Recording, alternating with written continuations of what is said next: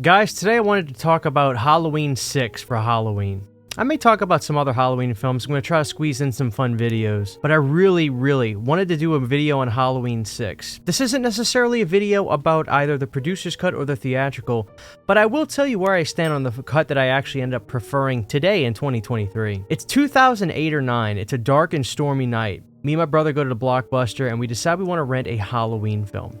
Now, my brother is actually the person that kind of got me into Halloween a little bit more so than me myself just diving into the franchise on my own a few years later. But I remember we wanted to rent a Michael Myers film, and sure enough, it was the Halloween 6 one that caught our attention on the video shelf. Those cool hues of blue with Michael on the front, the curse of Michael Myers. Curse is such an aggressive, mean word. Curse.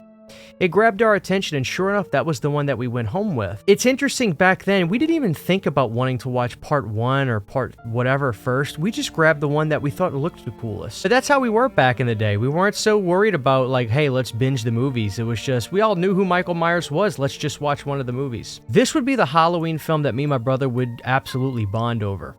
We would love the dark atmosphere and the kind of just, like, weird X factor that this movie had. I can never truly describe the essence of Halloween 6, but when you look at it from a Halloween hardcore fan perspective, Halloween 6 really is the Halloween movie for the fans. Maybe not for every Halloween fan, but this is certainly a movie that has the dedicated fan base that it does because of the hardcore fans. But if you put this movie in the general audience's range, there's no way that a lot of them would like Halloween 6. They would probably look at Paul Rudd's character as just really weird.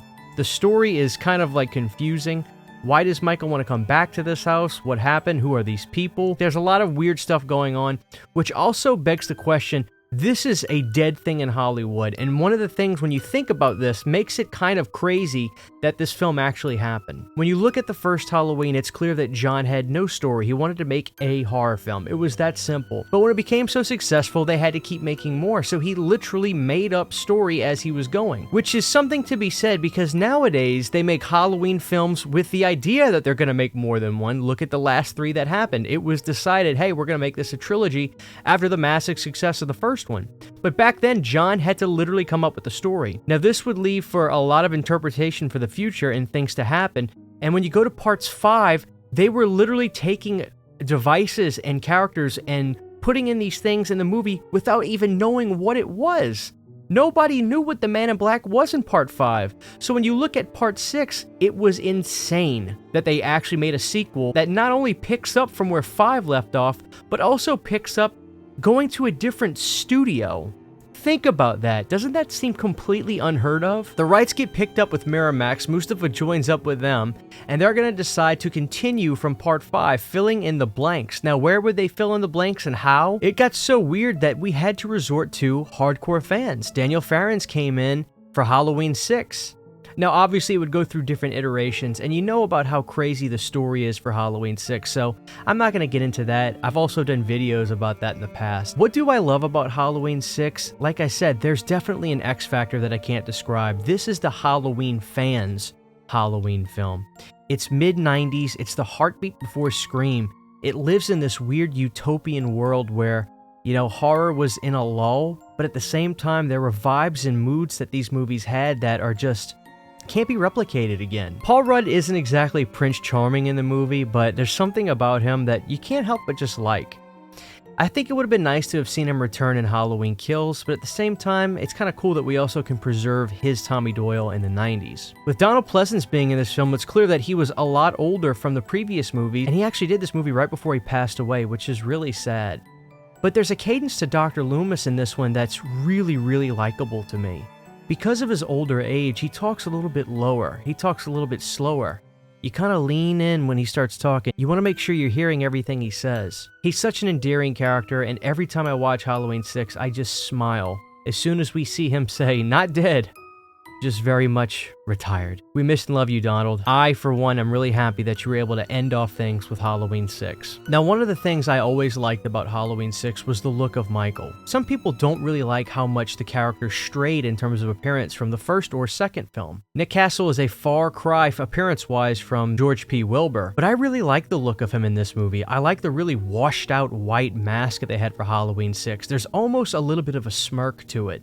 Where 5 looked like the Nicolas Cage mask, I feel like 6 had this sinister, evil, almost demonic look. And of course, we can't forget about the element of the cult taking over Michael in this film. Now, I've said it before and I'll say it again. If you are going to explain the evil that is Michael Myers, telling me he's behind the spell of an ancient cult is about the best explanation you could give me. Besides, there is no explanation. Cults freak me out. I've had an experience with one myself. No, I wasn't in a cult, but I saw one. I also think what makes Halloween 6 so special is this Halloween movie feels like fall more than absolutely any Halloween film in the entire franchise.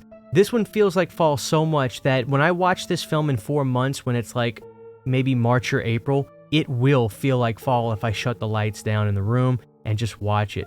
It's able to transport me like no other movie. The first one gets close, but I really think that Curse is the best at the fall atmosphere. Now, when it comes to the 2 cuts, for the longest time, I started to become a producer's cut guy. I liked the story that it told, and it kind of pieced things together a little bit better. But when this came out on 4K, the Scream Factory release, I was able to see the theatrical cut in 4K for the first time, and I absolutely fell in love with those red tunnel scenes that you would see. When you see Michael walking down that tunnel, almost with a really fast walk, the incredible viewing experience of that in 4K for the first time completely changed my mind. And then seeing Michael fight Tommy Doyle in this room with these jars with like body parts or baby heads or whatever was in there, it just really, really transformed my opinion seeing it in crisp 4K. It was an experience like no other. So maybe I don't prefer the producer's cut, and as much as I do the theatrical cut now, I probably like them even. But seeing this release really made me a bigger fan of the theatrical cut. I think another reason I like the producer's cut is you get a little bit more Donald Pleasance in there, and any more Donald Pleasance you can get is good. Halloween 6 is far from a perfect film. It's got a lot of problems with its production. Behind the scenes was more than a mess. But somehow, some stars were able to align to give us a Halloween film that had more atmosphere than you could shake a stick at. Halloween 6 will always be the hardcore Halloween fans' Halloween sequel, and to me will always be the true end of the franchise in a sense. Yes, we started rebooting after this with H2O and everything, but 1, 2, 4, 5, and 6 tell a story, whether it be jagged lines, not straight lines, but it is a story nonetheless, and that's something I can really appreciate. Long live Halloween, The Curse of Michael Myers. Huge giant thank you to all of my Patreon supporters. Without you guys, this would not be possible. To get behind the scenes photos, videos, music, private live streams, and much more, you can subscribe to my Patreon for as little as $1 a month. Thank you to my patrons.